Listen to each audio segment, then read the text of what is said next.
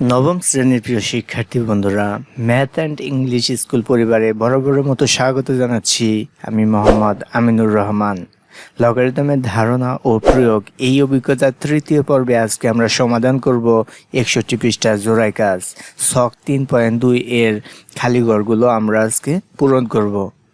এই পর্বটি শুরু করার পূর্বে আগের পর্বটি যদি না দেখে থাকো তাহলে সেটা ডেসক্রিপশন বক্সে দেওয়া লিঙ্ক থেকে দেখে নিয়ে তারপর আজকের ক্লাসটি দেখা শুরু করো, তাহলে আজকের পর্বটি খুব সহজে বুঝতে পারবে।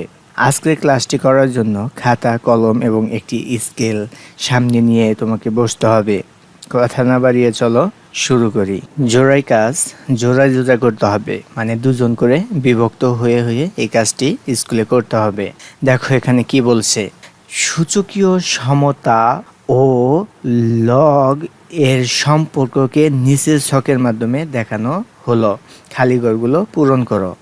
কি বলছে, সূচকীয় সমতা এবং লগের মধ্যে যে সম্পর্ক সেটা এই ছকের মাধ্যমে ছক 3.2 এর মাধ্যমে দেখানো হয়েছে। এখন তোমাদের মনে অনেকের প্রশ্ন থাকতে পারে, সূচকীয় সমতা আসলে জিনিসটা কি? আসল সূচকীয় জিনিসটা একটু বুঝিয়ে দেই। এখানে দেখো তো সূচকীয় সমতার ভিতরে কত আছে, 3 স্কোয়ার ইকুয়াল 9। আমি যদি এখানে লিখি 3 স্কোয়ার ইকুয়াল 9, এখানে 3-এর উপরে পাওয়ার বা সূচক কত বলো তো, 2। তার মানে এখানে 3 আছে দুইবার 3 গুণ করতে হবে, তাহলে দুটি 3 গুণ করলে হবে 3 3 9। তার মানে এই সমান চিহ্নের বা ইকুয়ালের বাম পাশে এই পাশে ফল আসছে কত, 9, আর ইকুয়াল ও পাশে আগে থেকে কত আছে, 9। দেখো তো দুই পাশে সমান হলো কিনা, এটাকেই বলা হয় সমতা। এটা কিন্তু সমতা, এটা সূচকীয় সমতা নয়। কারণ কি? কারণ হচ্ছে দেখো তো এই 3-এর উপরে সূচক আছে কিনা, হ্যাঁ সূচক আছে, এই জন্য এটি হচ্ছে সূচকীয় সমতা। কারণ এখানে 3-কে স্কোয়ার করলে কিন্তু 9ই আসে, এই জন্য এখানে সমতা আছে। আর এই সমতাটা কোন ধরনের, এটা হচ্ছে একটা সূচকীয় সমতা। কিন্তু এটাও সমতা, কিন্তু এখানে সূচকীয় আকার নেই, এই কারণে এটা শুধু সমতা আর উপরটা হচ্ছে সূচকীয় সমতা। আশা করি বুঝতে পেরেছো। প্রিয় শিক্ষার্থীরা, আমাদের চ্যানেলটি যদি তোমাদের উপকারী মনে হয় অবশ্যই সাবস্ক্রাইব করে আমাদের পাশেই থাকবে ইনশাল্লাহ। তাহলে চলো আমরা এই ছকটি বোঝার আগে এরকম একটি ছক অঙ্কন করে ফেলি। দেখো বন্ধুরা, এরকম ছক 3.2 এর মতো আমরা একটি ছক অঙ্কন করে ফেলছি। এখন এই ছকের এই উপরের সারিতে যে শিরোনামের সারিটি আছে, এই শিরোনামগুলো দেখে দেখে আমরাও এখানে শিরোনাম লিখে ফেলি। এখানে প্রথমে আছে সূচকীয় সমতা, তারপর লগের ভাষায় প্রকাশ, তারপর লগের মাধ্যমে গাণিতিক প্রকাশ।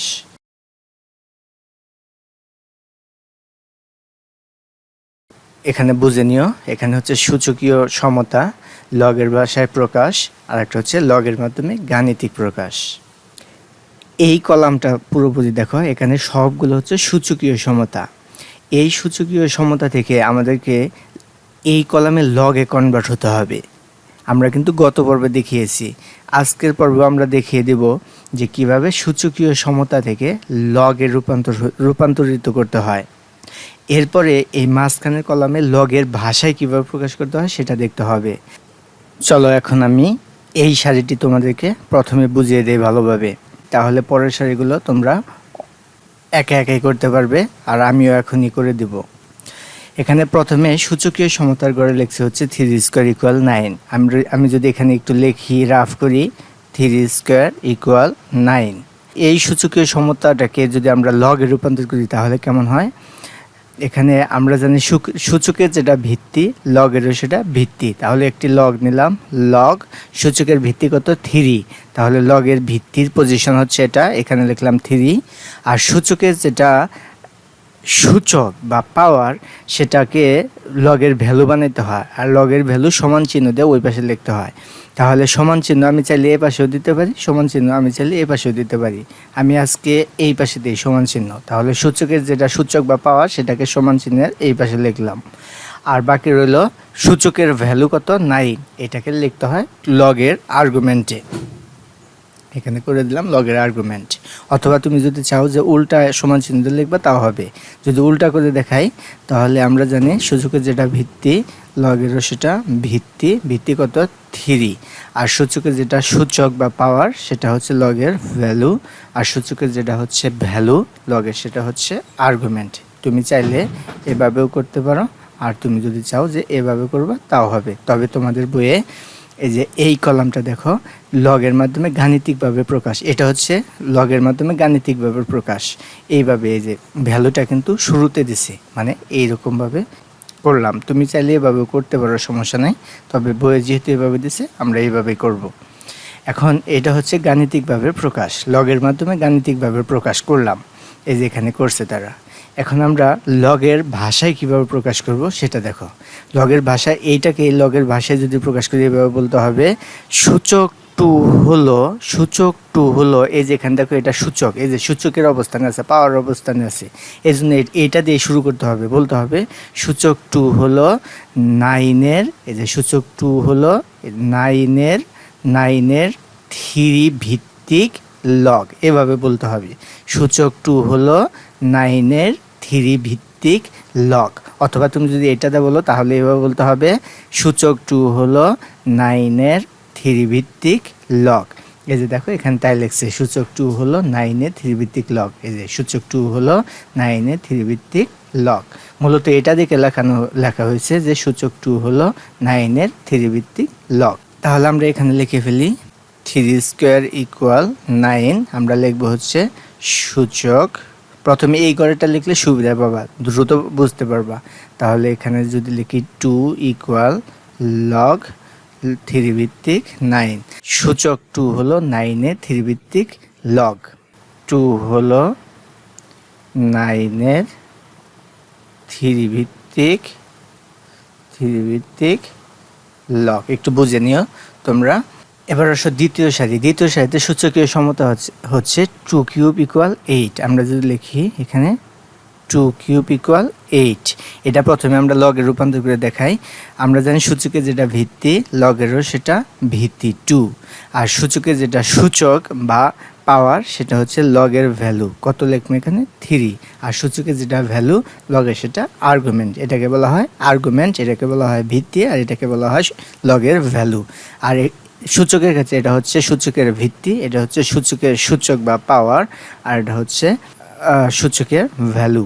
এখন এটা হচ্ছে দ্বিতীয় সারিতে হচ্ছে 2 কিউব ইকুয়াল 8। আমি যদি এখানে লিখি 2 কিউব ইকুয়াল 8, তাহলে আমাদের এখানে লিখতে হবে যদি লগের মাধ্যমে গাণিতিক প্রকাশটা কিভাবে হলো 3 ইকুয়াল, এই যে এখানে প্রকাশ করলাম 3 ইকুয়াল লগ 2 ভিত্তিক 8। আর এটাকে যদি লগের ভাষায় প্রকাশ করতে যাই তাহলে এইভাবে লিখতে হবে যে সূচক 3 হলো 8-এর 2 ভিত্তিক লগ। সূচক 3 হলো 8-এর 2 ভিত্তিক লগ। এই যে এখানে লিখবো হচ্ছে সূচক কত 3, সূচক 3 হলো 8-এর 2 ভিত্তিক লগ।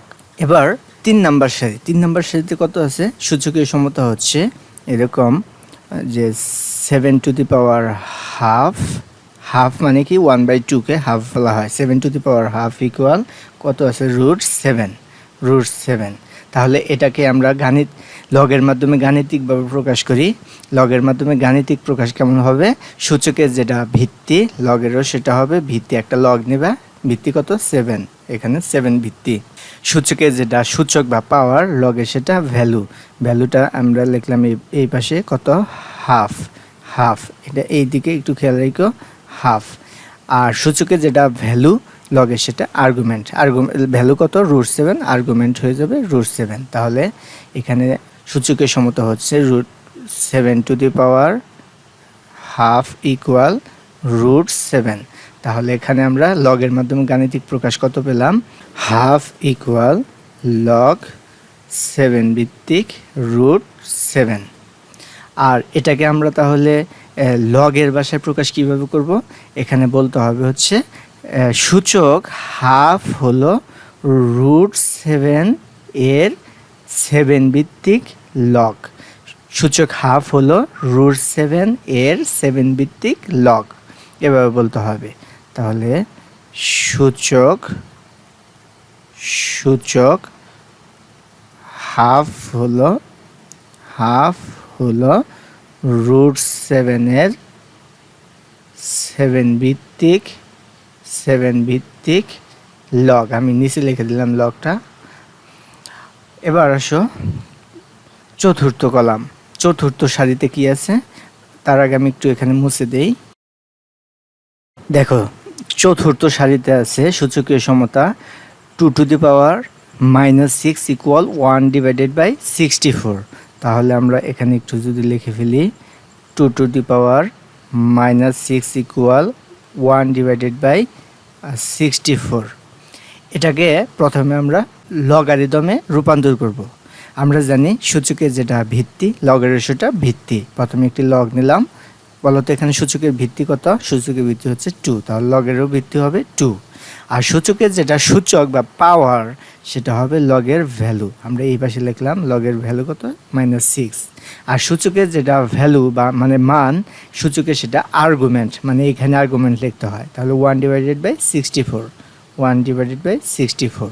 তাহলে যদি আমরা এটা ছকে লিখে ফেলি 2⁻⁻6 = 1/64। আর এখানে লগের মাধ্যমে গাণিতিক প্রকাশ কত পেলাম? -6 = log 2 ভিত্তিক, এই যে 2 ভিত্তিক 1/64। এটা কিন্তু পড়তে হয় এভাবে যে -6 = log 2 ভিত্তিক 1/64। আর এটা হচ্ছে লগের ভাষায় কীভাবে বলতে হয়? সূচক -6 হলো 1/64 এর 2 ভিত্তিক লগ। লগের ভাষায় কীভাবে প্রকাশ? আমি যদি আরেকবার বলি -6, সূচক -6 হলো 1/64 এর 2 ভিত্তিক লগ। এদিক থেকে এদিকে আসবে, তারপর এইটাতে আসবে, তারপর লগে আসবে। যে -6 হলো 1/64 এর 2 ভিত্তিক লগ। আমি যদি এখানে লিখি সূচক, এখানে যদি অস্পষ্ট দেখা যায় তাহলে আমি এই ছকে ভালোভাবে লিখে দেব, তোমরা সেটা দেখে লিখে নিও। সূচক কত? -6। সূচক -6 হলো 1/64 এর 2 ভিত্তিক লগ। লগটা আমি এখানে নিচে লিখে দিলাম। এবার আসো পঞ্চম সারিতে যেটা আছে, পঞ্চম সারিতে মাঝখানের ঘরে দেওয়া আছে, কিন্তু এই বাম পাশে এবং ডান পাশে শূন্যস্থানটা ফাঁকা আছে। এই দুটো আমাদের পূরণ করতে হবে। এখন এইখানে দেখো দেওয়া আছে সূচক -4 হলো 1/81 এর 3 ভিত্তিক লগ। তাহলে এটাকে যদি আমরা প্রথমে লগে রূপান্তর করি তাহলে কিন্তু সূচকের ক্ষেত্রে আমাদের সুবিধা হবে। তাহলে প্রথমে আমরা লগে রূপান্তর করি। এখানে দেখো শেষের দিকে বলা আছে 3 ভিত্তিক লগ, তার মানে লগের ভিত্তি কত বলো তো? 3। তাহলে আমি যদি এখানে লিখি লগ, ভিত্তি দিয়ে দিলাম 3, লগ 3 ভিত্তিক, এইটুকুর কাজ শেষ।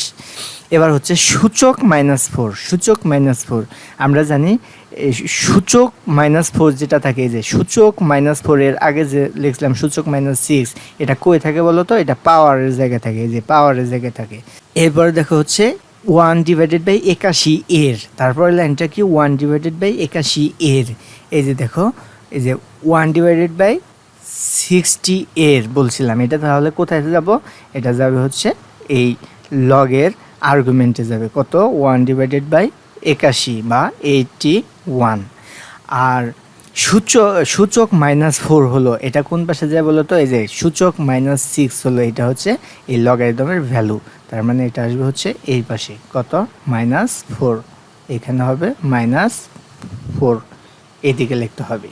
আমি যদি এখানে তোমাদের আরেকটু ভালো করে লিখে দিই তাহলে এই যে সূচক -4 হলো, এটা হবে লগের ভ্যালু -4 ইকুয়াল, আর 3 ভিত্তিক লগ মানে কি? লগের ভিত্তি হচ্ছে 3, ভিত্তিক মানে কি? ভিত্তি।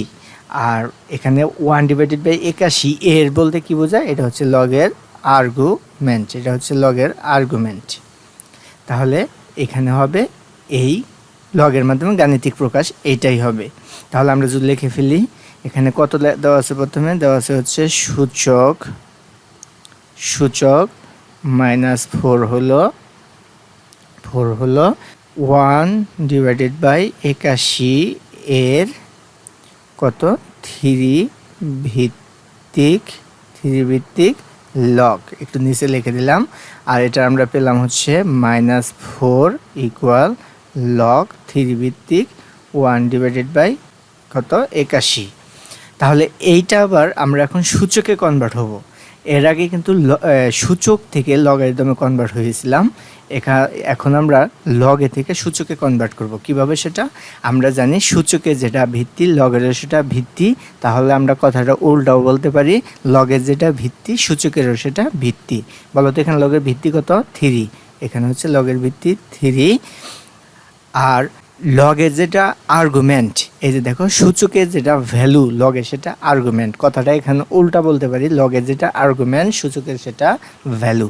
তাহলে এখানে ভ্যালু কত হবে 1 আর্গুমেন্ট কত 1/81, এখানে হবে 81। সূচকের যেটা সূচক বা পাওয়ার লগের সেটা ছিল ভ্যালু, তার মানে লগের এখন ভ্যালু হচ্ছে -4, তাহলে সূচকের পাওয়ার হবে -4 এইভাবে।